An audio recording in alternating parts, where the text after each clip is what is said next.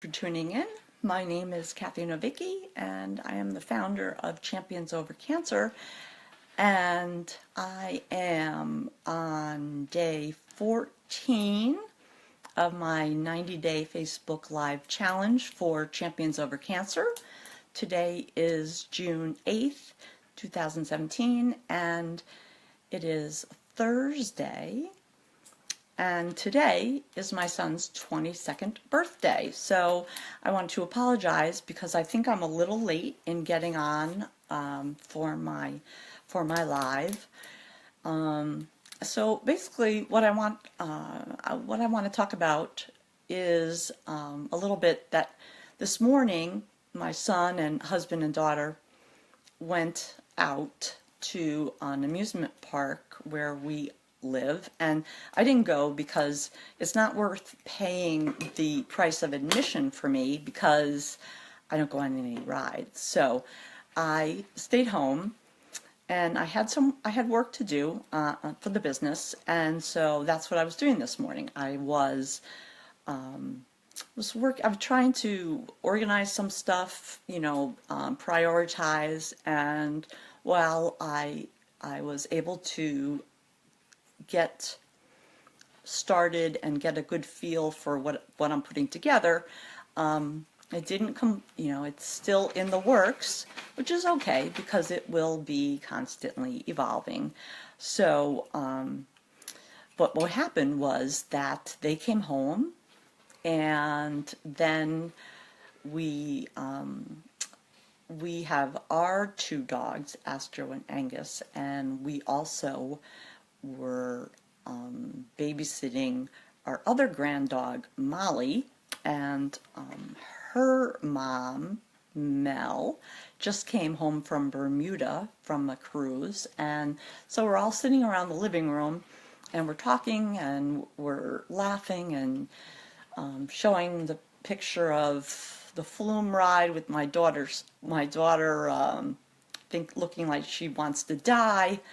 And we have a picture from years ago when she was younger at Disney World on Space Mountain. I don't remember how old she was, but she probably barely made, the height limit on the ride. And so I think we're going to put the two side by side because they are very similar and just different moments in time. So we were laughing, and it just kind of hit me that there are times that you forget to, you get so busy that you just forget how grateful you are for things, family, sitting around.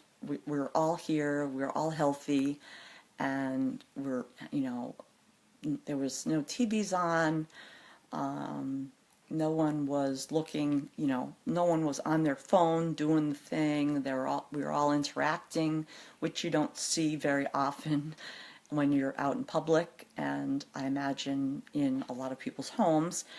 And Mel brought Jared home some birthday gifts, and so we were watching him open that, and it just made me, I sat back and I thought, what,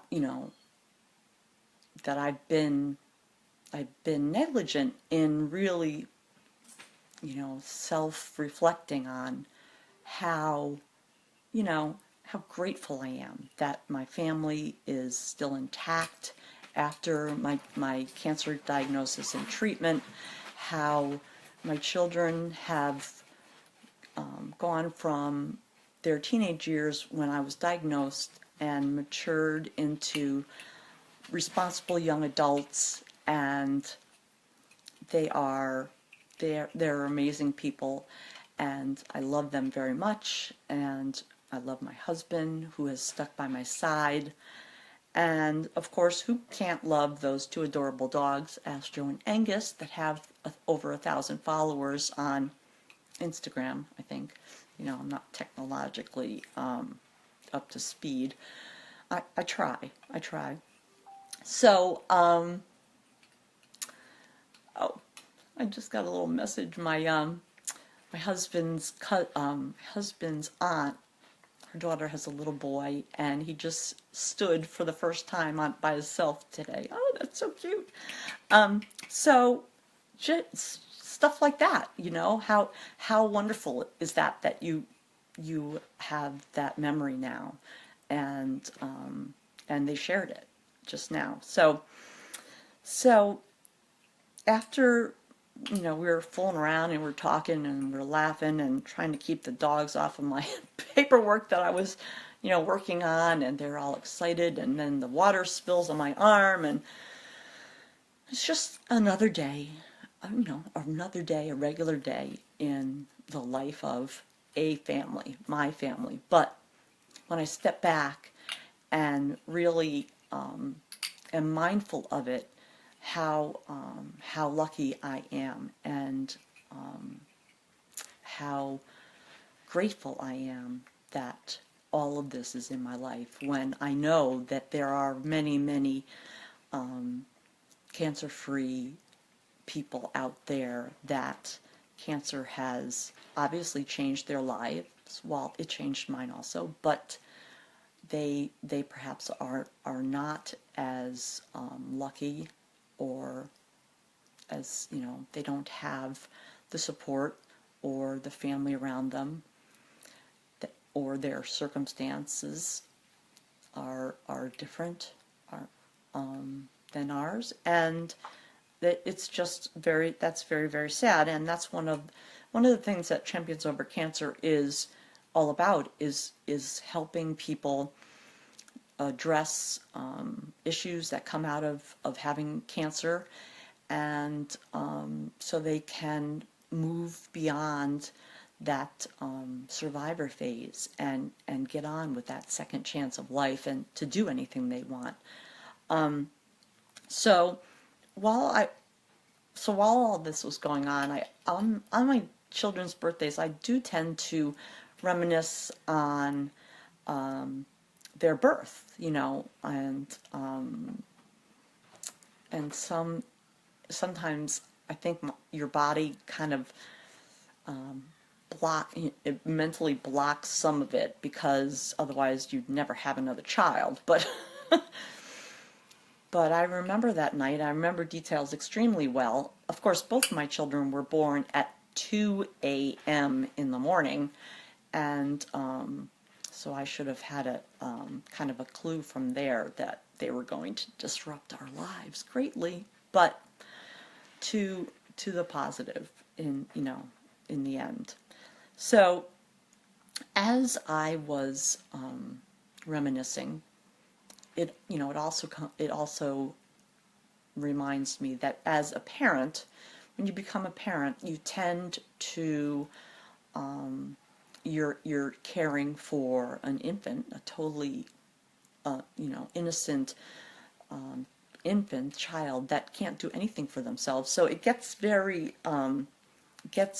all-encompassing, and your self-care, what you do for yourself, you get out of that mode, or at least I did. And I guess I only can speak for myself. But you don't tend to take care of yourself as much as you should, and I think it's very it speaks to this day that I reminisce about my son's birth. And I had read a while ago 12 steps to self-care, and it takes work to take care of yourself. It takes discipline, because there are forces that are are drawing or tugging on you for other things, your family, job, and so you really have to take time excuse me, take time to take care of yourself. And I learned this the hard way, because if you don't take care of yourself, then you you can't take care of others, whether it be your family or as an RN, take care of patients as completely as you would like, unless you take care of yourself. And that's a hard thing, especially as nurses, because we don't tend, we give and of ourselves. And so it's a very common theme in nursing that that trending now is, you really need to take care of yourself before so you can be healthy and satisfied with yourself in order to take better care of patients. And because I've been on the other side of the bed rail, I completely understand that, because I've experienced many different scenarios, and some are good and some are not so good. So what I'd like to do is go over these 12 steps to self-care and share them with you, because I think it's really important, and this way you can be more informed as to what you can do for yourself to take better care of yourself. And no matter where you are, if you're in cancer, in acute treatment, I know it's harder, but you have to give yourself a break, because you are obviously just functioning through hardship, and that's the definition of being a survivor, that you function during hardship. Whereas I believe I call myself a champion, because I am determined. I strive for quality of life with much courage, and so to have that, you need to take care of yourself. So this is what I will share with you today, and I encourage you to share it with your family and your friends and yourself, because the more that we care for ourselves, the more we care for our families, the stronger our families will be, and the stronger your circle of friends, your community will be. And it all no one exists in a vacuum. And I found that out when you have cancer, because of the number of people that end up taking care of you. It's kind of astonishing when I sat down one day and looked at it and actually wrote it out, how many people came into my life during that acute phase, where you're cared for, and in that cocoon of acute treatment. Not like you'd want to go back there, but they cocoon you, because you need that kind of support. Whereas once you are cancer free, a lot of that circle of support goes away, and so you need to step up and be proactive and take care of yourself, so that you stay healthy, so that you can be grateful for life, for the sun coming up, for sunshine and the warmth on your face, and your children's birthdays, and laughter sitting around in the living room. So I'll move on to the 12 steps, and ask please to like and share them, because everyone needs to take care of themselves. And it doesn't mean if you haven't had cancer, these don't apply to you, because they apply to everyone. So the more people we reach, the more people that have conversations about these issues, the better off I think the world's going to be. And I dream big. So, social media, technology, you can reach the whole, globally. So why think in your own little neighborhood when you can dream big and think about changing the world? So, 12 steps to self-care. If it feels wrong to you, don't do it. It's your gut feeling. If you have you listen. I always call it listening to my gut. It's instinctual, and if it doesn't feel right, don't do it. Walk away. Speak your mind. Say exactly what you mean. And I know that's hard to do. You need to learn how to do so without negativity, without insulting people. Or perhaps you want to insult people. I don't know. I can't speak for everyone. I'm known as not being a very tactful person. As I've matured, I think my filter has worked a little bit better, and I can frame things in a way that cannot be as demeaning. But I'm human, so it's a continuing learning curve. So don't be a people pleaser. Number 3. And for nursing, for me personally, that's like, hello, that's who we are. We're there to take care of a person, and I've been on the other side of that bed rail, so I know what my needs were during that time. And if someone came through, and it didn't have to be big things. I can remember when the children were born, for example.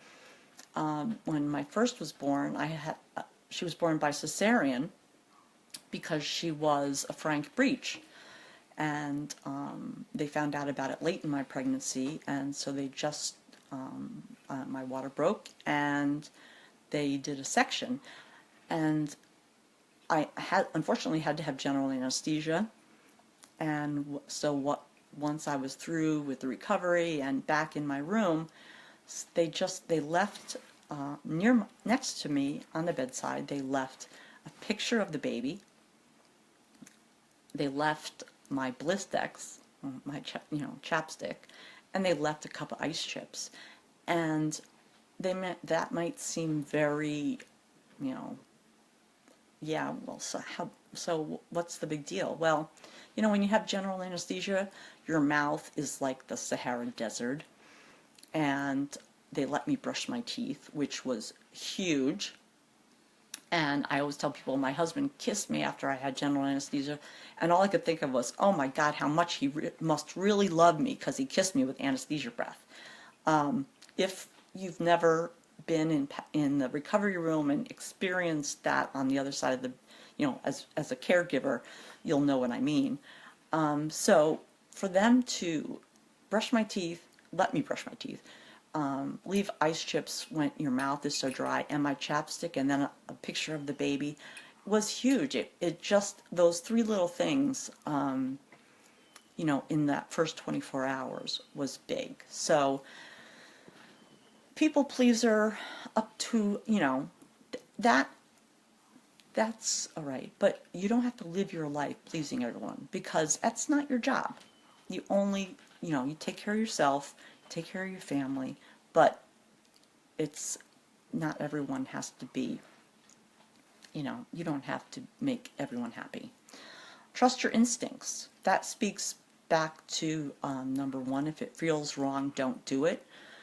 I think having it said in a second way, that's number 4, should tell us how important it is. Trust your instincts, listen to them. And I agree with that 100%. So I'll say nothing more on that. Never speak badly about yourself. I'm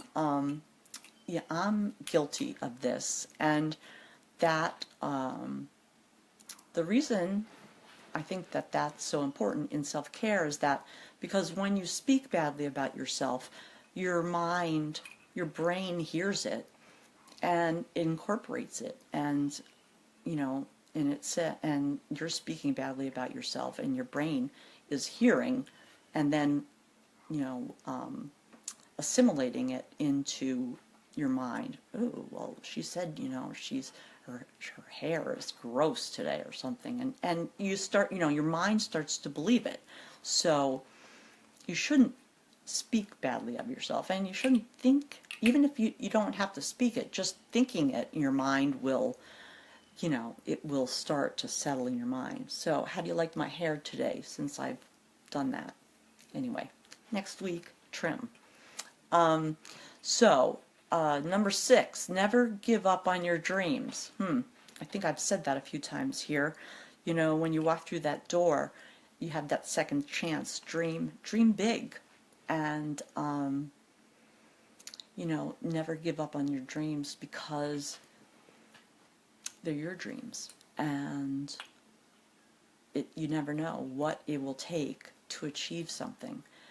It's an encounter with an individual that can help you build your business, or introduce you to someone who has connections that can help your business. I mean, it can be anything. So don't give up on your dreams. Dream big, and that speaks to the positive things that you say and you think in your mind, and that wires your, you know, wires your brain to continue. It's self-fulfilling, you know.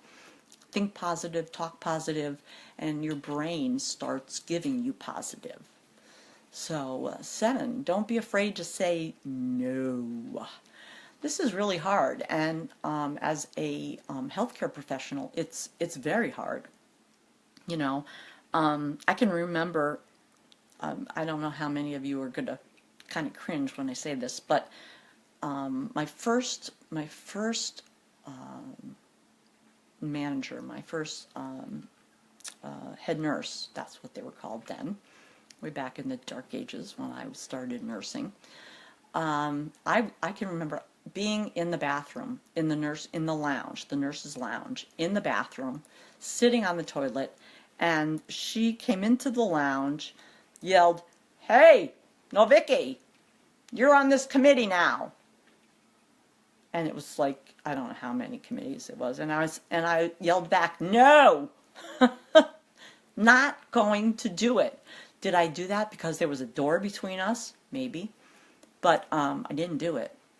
And so you have to, you know, saying no is all about standing up for yourself and knowing how much you could physically, mentally do, how much you have going on in your life, and how much you can take on. And so there has to be some introspection there. You need to know how much you can do, what you can take on, and what you can't take on, and doing that on a pretty steady basis, because your situation changes. When you're in acute therapy, you know, for cancer, your situation is hugely different, what you can take on. Just having, you know, just getting into the shower might be all you can do for that day. When our children were born, you know, speaking about birthdays, I can remember getting a shower was that was a great day. And then if I got the dishes done, it was a phenomenal day. So, you know, it's a fluent thing, you know, because your circumstances change over time. So you have to always, you know, kind of be gauging yourself, you know, do I have too much on my plate, and say no. And on the other hand, don't be afraid to say yes. And this is another big issue for me, saying yes to something that I'm uncomfortable with. You know, this Facebook Live challenge, I have done 3 Facebooks before this. Oh, okay.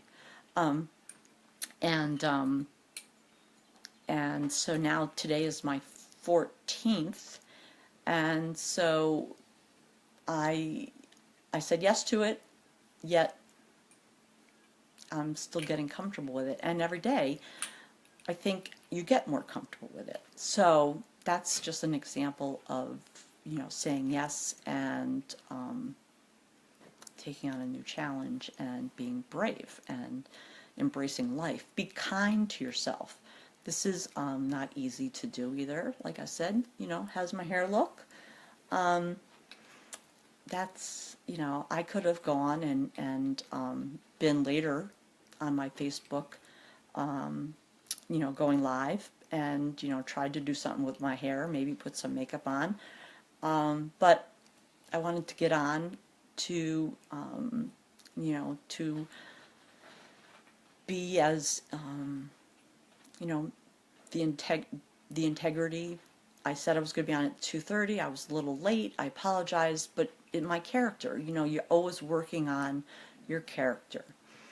And the biggest one, and this speaks to anyone as an individual, anyone with children, anyone with cancer. Let go of what you can't control. It's huge. It's huge. And first you have to know yourself, and you can only control how you respond to people, to situations, to experiences, and how you respond speaks to your character, and people will see that. People will use that against you, and so for good and bad, and it takes a lot. It takes a lot to let go of control. I can remember the first time I really experienced it in a physical setting was when when my husband and I were flying to New Orleans in Louisiana, where I had my first stage of breast reconstruction, and it was in November, and I would be out of commission for several weeks, and I was running around like a maniac trying to get as much done as possible for the holiday season. And I can remember getting on the plane and sitting down and taking a deep breath and letting it out and saying out loud, I hand over control, because I'm on this flight to this place to have surgery, and I've done everything I possibly can for myself, for my family, for this time of year and situation, and I hand over total control. And it was a really enlightening moment, because while I might say I give up control, it's hard to do. So it's going to get really noisy in here in just 1 second. So I'm going to wrap it up and say thank you for listening. Please like and share. The more people that we reach, the more conversation we have, and the more the more positive change we can create in your own home, your own community, and let's take on the world. So tomorrow, Friday, I'll be back at 2:30, just as I said, and I'll sign off and say thank you, and everybody be safe and peace.